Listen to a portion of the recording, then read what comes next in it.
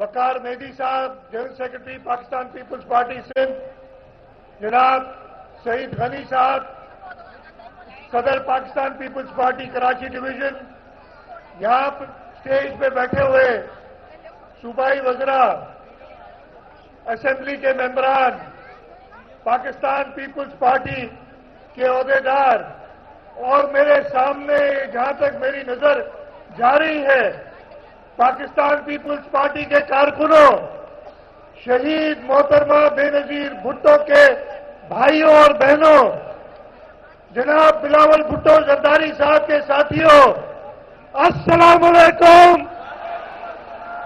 जिया भुट्टो। मैं अभी बता रहा था कि हमारा आज काबीना का इजलास था। सईद गनी साहब ने कहा कि जी कुछ वर्कर्स यौम निजात मनाना चाहते हैं और उन्होंने मुझे कहा है कि कोई तकरीब करो। जब मैं समझा इधर शहीद का दफ्तर है, कुछ लोग उधर जमा होंगे, तो मैंने उनसे तकरीबन 10 बजे पूछा कि मैं आ जाऊं, तो उन्होंने कहा नहीं जी कोई आधे पौने घंटे बाद आए। मैंने कहा चले ठीक है। इधर आया तो ये आपका हजारों का मजमा और इसमें जोश और इसमें खुशी देख के ये पता चल गया कि जो काम चेयरमैन बिलावल भुट्टो जरदारी साहब और सदर आसिफ अली जरदारी साहब ने किया है, उससे पूरा पाकिस्तान खुश है और ये कराची जो पाकिस्तान का दिल है उसमें ये नजर आ रहा है। ये मामला वैसे तो 3.5 साल से इस नाअहल सेलेक्टेड ने इस मुल्क को मुश्किल में डाला हुआ था। चेयरमैन बिलावल भुट्टो जरदारी साहब ने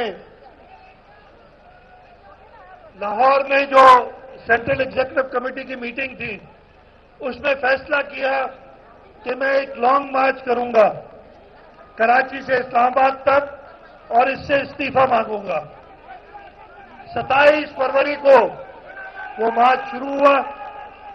कराची से आप में से कई लोग चेयरमैन साहब के साथ चले और जब वो सिंध क्रॉस करके पंजाब में पहुंचे, मुझे तारीख याद है, 3 तारीख थी 3 मार्च, उन्होंने इस सिलेक्टेड जो था उसे कहा कि 5 दिन है तुम्हारे पास, आज ही इस्तीफा दे दो, नहीं तो 5वें दिन मैं तुम्हें जबरदस्ती इस कुर्सी से उठाऊंगा।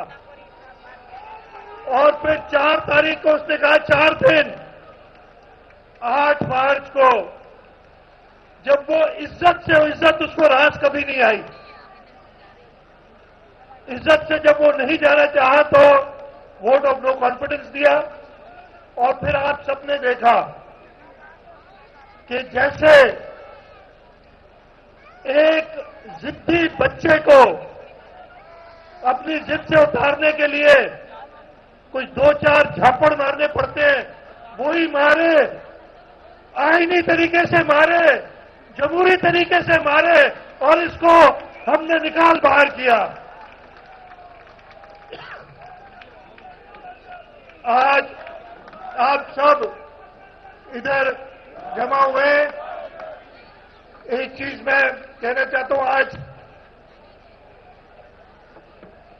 हमने जैसे मुझे सईद ने बताया कि प्रोग्राम कुछ आतिशबाजी वगैरह का भी था, लेकिन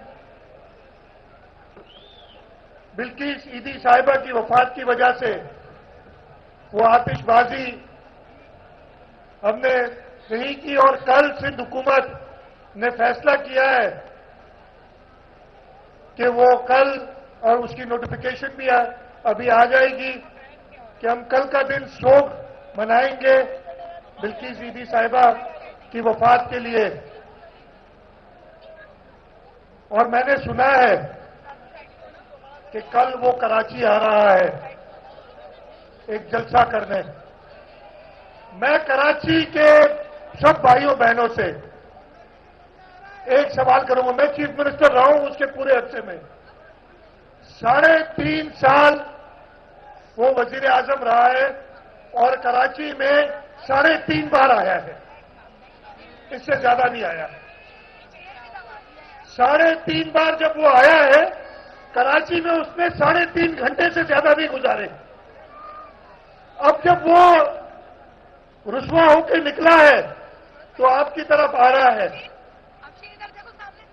اور اس کی پوری سیاست جیسے ابھی شہید غنی صاحب نے بتایا کہ جھوٹ سے شروع ہوئی، جھوٹ پر مبنی تھی اور جھوٹ پہ ختم ہوئی ہے، کل کچھ اور جھوٹ بولنے ادھر آ رہا ہے۔ لیکن تمہارے جھوٹوں سے لوگوں کے کان پک گئے ہیں، وہ تم سے ضرور یہ سوال کریں گے کہ تم نے 3.5 سال میں کراچی کے لیے کیا باقی صوبوں میں وہاں پہ بھی اس سے کام ہوا نہیں، لیکن کم از کم کاغذوں پہ اس نے کہا کہ جی میں بڑی بڑی شاہراہیں بناؤں گا، میں ترقی کے کام کروں گا۔ کراچی کے اندر وہ آپ اس کی کتاب اٹھا کے دیکھ لیں، اور میرا یہی اس سے شکوہ ہمیشہ رہا، میٹنگز کے اندر بھی جو اس کو ناگوار گزرتا تھا کہ ادھر کراچی میں کہتا ہے کہ یوسی نمبر 5 کی گلی نمبر 6 کے 7 نمبر گٹر کا ڈھکنا میں چینج کروں گا وزیر اعظم پاکستان۔ اس کے علاوہ، اور وہ بھی نہیں ہوا، وہ بھی اس سے نہیں ہوا۔ اب بتاؤ ادھر تم اور کیا جھوٹ بولنے آ رہے ہو؟ اب اس ملک کے لوگ تمہاری ان جھوٹوں سے کبھی بھی آپ ان کو بیوقوف نہیں بنا سکو گے۔ تمہارا ٹائم ختم ہو گیا ہے، اب تم جاؤ۔ سیاست تمہارا کام کبھی تھا ہی نہیں، تمہیں لوگوں کا احساس کبھی تھا ہی نہیں۔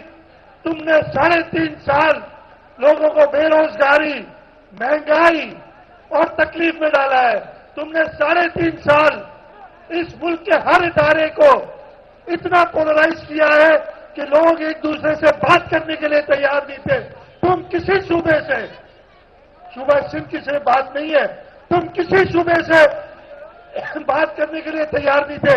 اس کے جو اپنے وزیر اعلیٰ تھے وہ میٹنگوں میں مجھے کہتے تھے کہ شاہ صاحب آپ ہی کچھ بات کریں، ہم میں تو ہمت نہیں ہے اس بیوقوف آدمی کے سامنے کچھ کہنے کی۔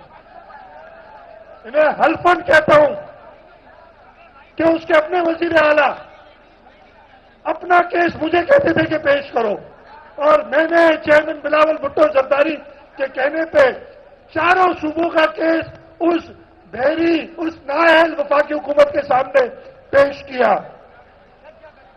لیکن امید کبھی بھی نہیں تھی، جیسے میں نے بتایا ایسا بے حس آدمی میں نے زندگی میں نہیں دیکھا، جس کو لوگوں کی تکلیف کا کچھ پتہ نہیں، کوئی احساس نہیں، کبھی وہ عوام میں گیا ہی نہیں، اس کو پتہ ہی نہیں عوام کس تکلیف میں ہوتی ہے۔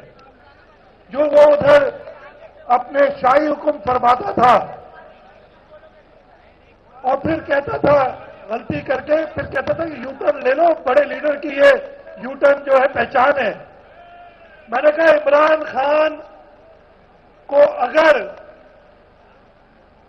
عمران خان جو کچھ کہتا ہے اس کے برعکس کہنا یا اس کو غلط ثابت کرنا ہم نہیں کر سکتے، عمران خان خود اپنے آپ کو ہمیشہ غلط ثابت کرتا ہے۔ آپ اس کی ہسٹری اٹھا کے دیکھ لیں، ہر سبجیکٹ پہ اس کا اپنا بیان ہے جو کہ پچھلے بیانوں سے مختلف ہوتا ہے۔ جب وہ حکومت میں نہیں ہوتا ہے تو ایک بیان دیتا ہے، لیکن یہ تو ایسا شخص ہے حکومت میں آتے ہوئے بھی ہر دن ایک نیا بیان دیتا تھا جو پچھلے بیان سے مختلف ہوتا تھا۔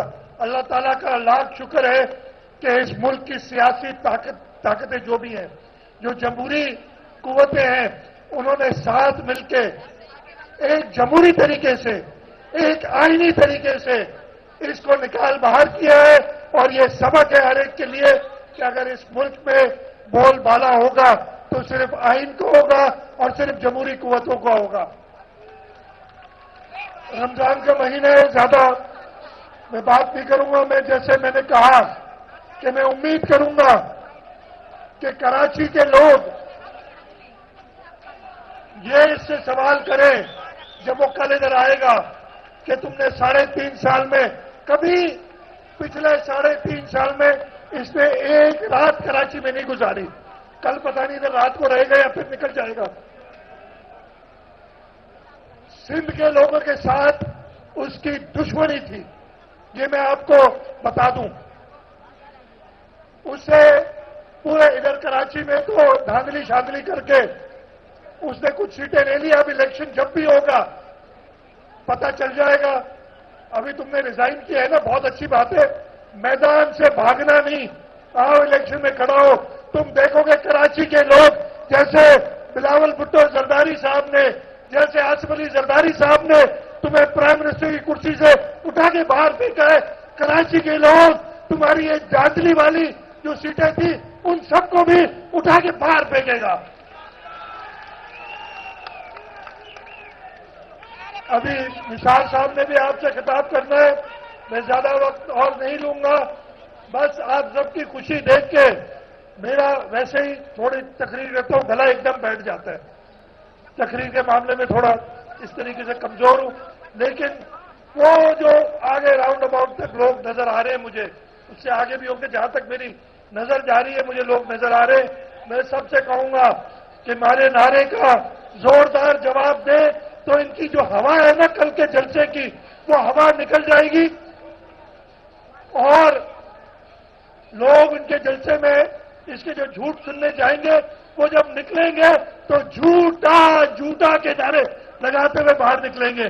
اس لیے اس نے ہمیشہ جھوٹ بولا ہے. ایک نعرہ لگاتا ہوں، میرا ساتھ دیجیے گا، نعرہ پٹو. بہت شکریہ جی.